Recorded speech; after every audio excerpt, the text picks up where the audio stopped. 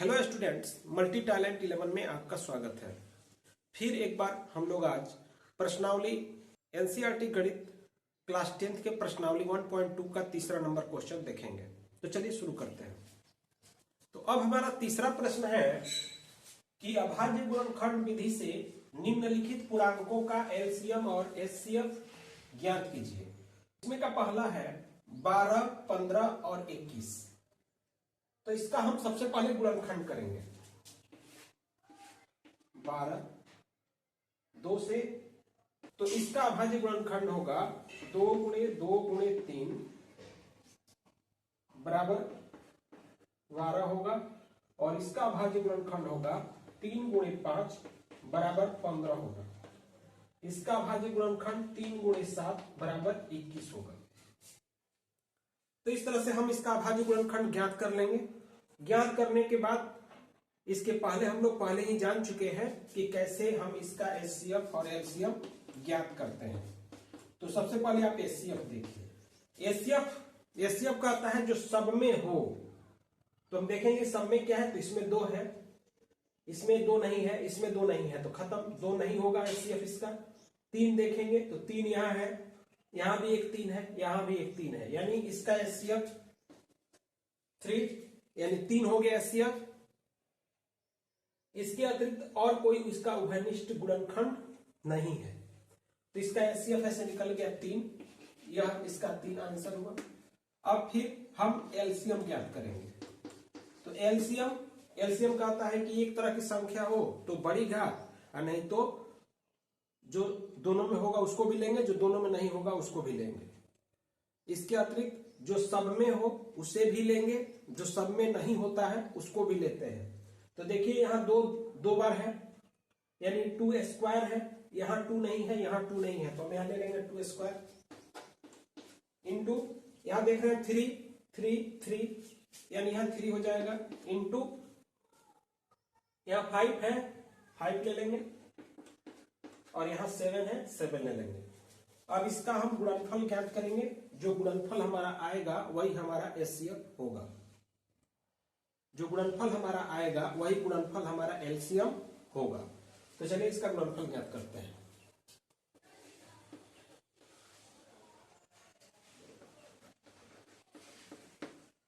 इस प्रकार हमारा गुणनफल 420 प्राप्त हो रहा है, यही हमारा एलसीएम है, और इस प्रकार हमारा आंसर प्राप्त हुआ एचसीएफ बराबर 3 और एलसीएम बराबर 420। तो इसी प्रकार इसमें और जो भी प्रश्न है उसे हमें देखने हैं। बिल्कुल आसान सा इस तरह अभाज्य गुणनखंड करना है, और जिस प्रकार इसमें किया गया है बिल्कुल इसी नियम के आधार पर उसका भी हम एचसीएफ और एलसीएम ज्ञात करेंगे। तो चलिए अब क्वेश्चन नंबर 4 देखते हैं। अब हम क्वेश्चन नंबर 4 देखेंगे। हमारा क्वेश्चन नंबर 4, एचसीएफ दिया गया है 306 और 657 का 9, यानी 306 और 657 का एचसीएफ 9 है। तो 306 और 657 का एलसीएम बराबर हाउ मच, यानी एलसीएम क्या होगा ज्ञात करना है। तो हम लोग इसके पहले पढ़ चुके हैं कि यदि 2 संख्याएं दी गई हो तो 2 संख्याओं का गुणनफल उनके एचसीएफ और एलसीएम के गुणनफल के बराबर होता है। बस इसी सूत्र के प्रयोग से हम इसका एलसीएम ज्ञात कर लेंगे। तो देखिए कैसे ज्ञात करते हैं। सबसे पहले हम लिख सकते हैं, चूंकि हम इसका हल कर रहे हैं, चूंकि पहली संख्या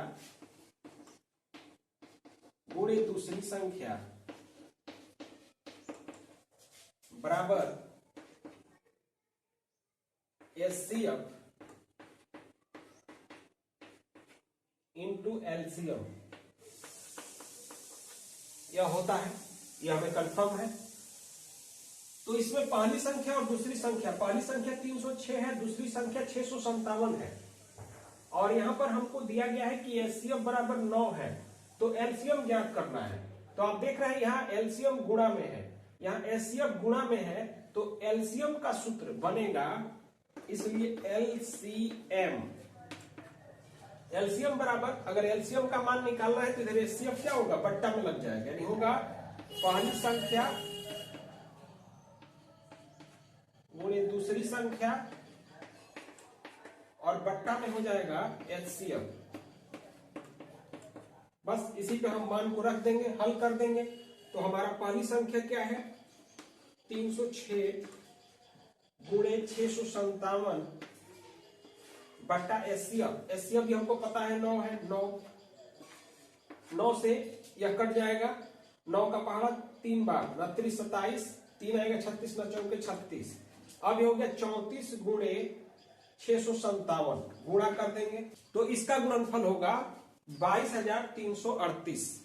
यही जो 22,338 हमें प्राप्त हुआ, यही हमारा क्या है, इस प्रकार एलसीएम बराबर 22,338, यह आंसर हो गया। इस प्रकार हमारा चौथा प्रश्न हल हुआ। अब हम पांचवें प्रश्न को देखते हैं। अब हमारा अगला 5 नंबर प्रश्न है, जांच कीजिए कि क्या किसी प्राकृत संख्या n के लिए संख्या 6 का पावर n 0 पे समाप्त हो सकती है। तो देखिए इसे हम कैसे लिखेंगे। सबसे पहले तो यदि कोई संख्या 0 पर समाप्त होती है तो वह 10 से विभाजित होती है या 2 और 5 से भी विभाजित होगी, क्योंकि हम जानते हैं कि 10 का अभाज्य गुणनखंड 2 और 5 होता है। यहां 6 का पावर n है, यदि हम इसका गुणनखंड करें तो यहां 6 का पावर n है, अगर हम इसका गुणनखंड करें तो 2 इंटू 3 का होल पावर n होगा।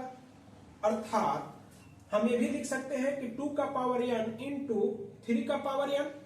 यहां देख रहे हैं कि 6 के पावर n के अभाज्य गुणनखंड में 5 नहीं है, इसलिए 6 का पावर n 5 से विभाजित नहीं होगा।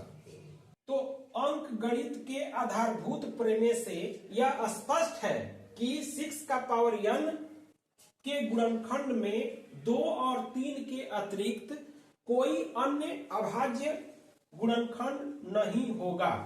अतः किसी भी प्राकृत संख्या n, वह कोई भी प्राकृत संख्या n हो, जैसे 1 2 3 4 5 6 कुछ भी, के लिए संख्या 6 का पावर n अंक 0 पर समाप्त नहीं हो सकती है। तो हमें उम्मीद है कि यह प्रश्न बिल्कुल आपको समझ में आया होगा।